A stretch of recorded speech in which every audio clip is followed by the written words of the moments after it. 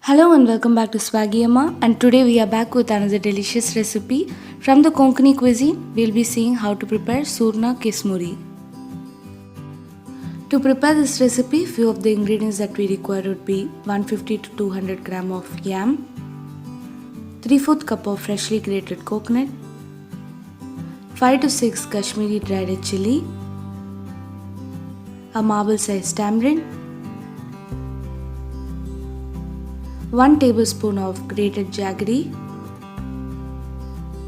1 to 2 teaspoon of coriander seed, 1 medium sized onion finely chopped, and finally salt as per taste.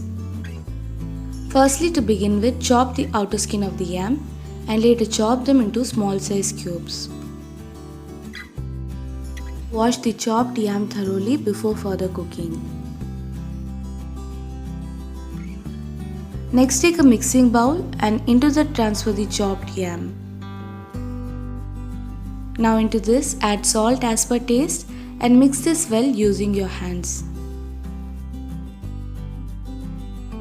Allow this mixture to marinate for another 20 to 30 minutes before further use. After resting the yam for 20 to 30 minutes, squeeze out the excess liquid out of it and now take a kadai with oil enough for deep frying and deep fry the yam in batches until they turn crisp and golden brown. Transfer the deep fried yam into a plate with tissue paper topped on it so that it can absorb any excess oil if there is any. Next, take a tempering pan and into that add 1 tablespoon of coconut oil. Once the oil is hot enough, transfer the coriander seed and the dried chili into it. Now saute and cook this until the coriander seeds begin to pop and the dried red chili turns into a darker shade.